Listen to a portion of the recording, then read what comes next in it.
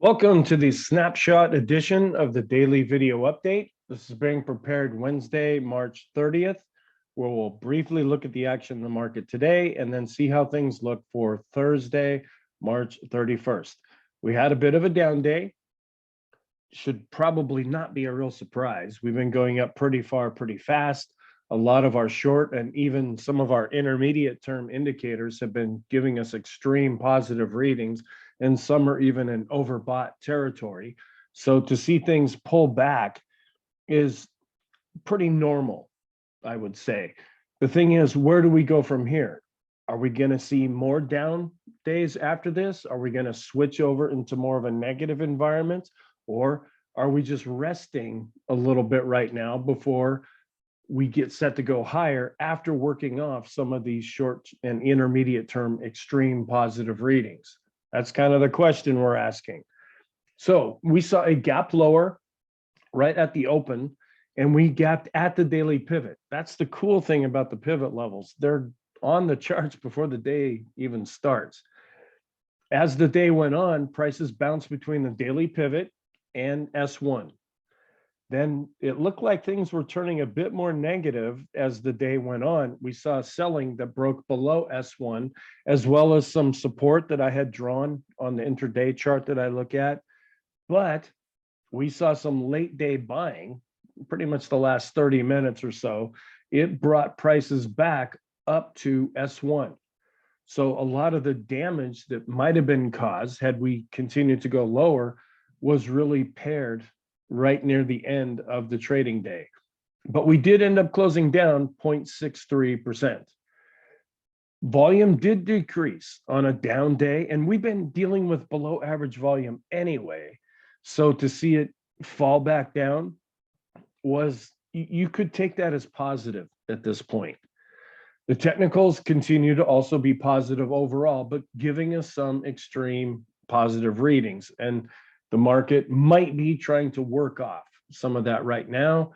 Earnings season, more on a case-by-case basis, inflation and interest rates, the different geopolitical concerns, specifically Russia and Ukraine. And then people are still kind of focused on this whole inverted yield curve thing. And first of all, I want to apologize to the people on Rumble. I had a really difficult time being able to upload my videos yesterday. Took me 3 or 4 times before they finally took on Rumble.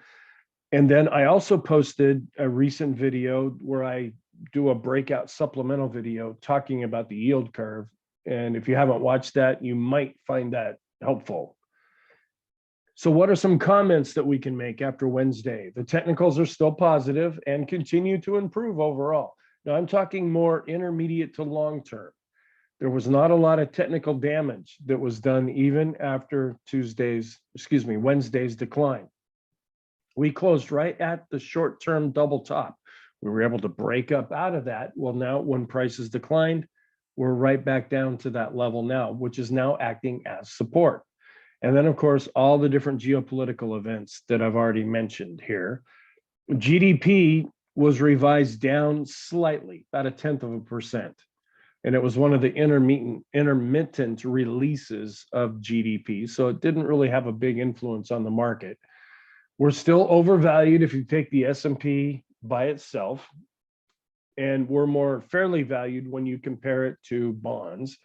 The trend continues to be positive and could be strengthening. And I do have the ADX chart that I'll briefly go over. Because we had the down day, we are more negative. But our momentum is still positive because we're still seeing more positive than negative days over the last few days. So here's the daily chart where we're able to break above this resistance.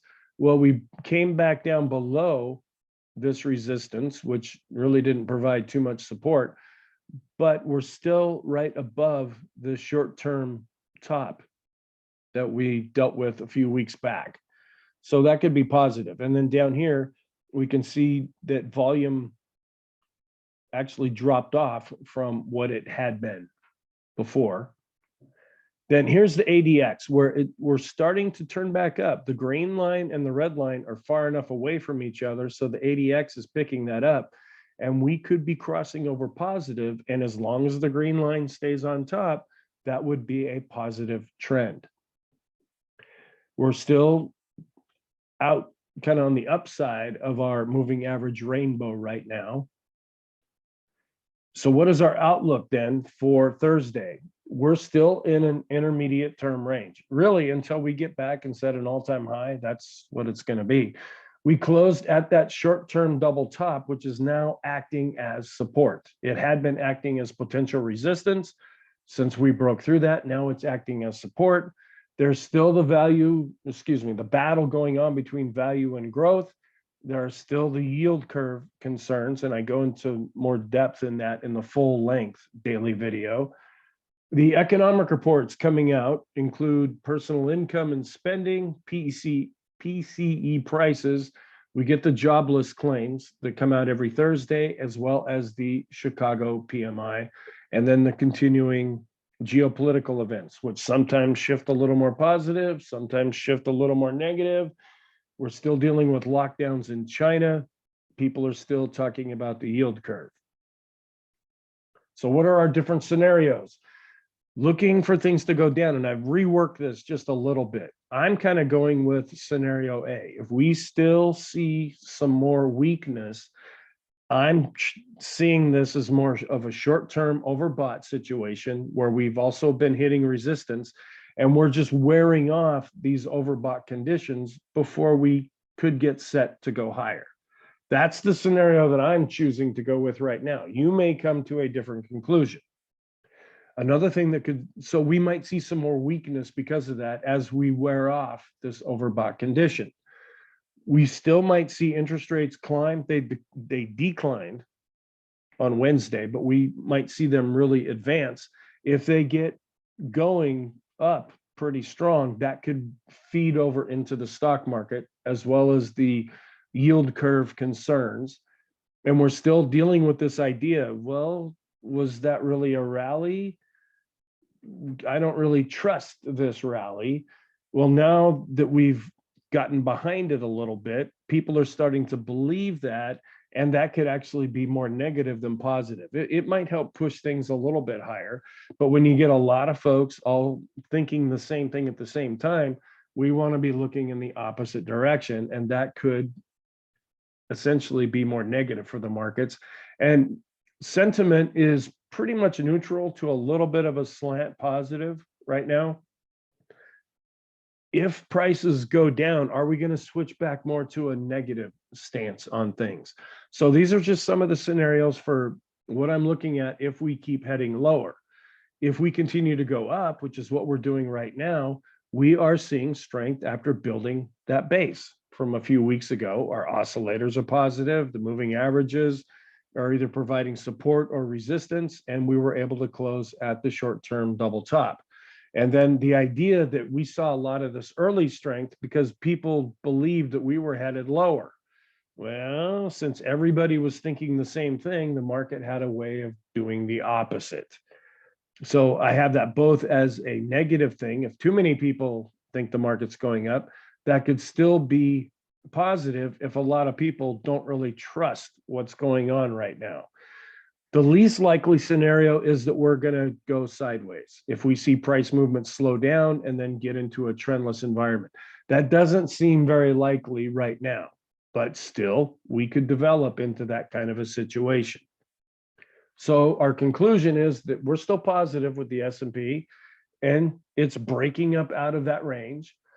On a short-term basis, we're positive, but we're hitting some overbought levels. So that may mean that we see some pullback as these indicators rework themselves and wear off some of those extreme positive readings. Intermediate term, we're also positive because our oscillators are positive. Our moving averages were above all the moving averages that we look at. And if we start to fall, they could provide some support. And then long term, we're positive as long as we stay above the 200-day simple moving average. So thank you. If you want to see the full length daily video, please check that out. Have a great day, and I will talk to you again after Thursday's markets.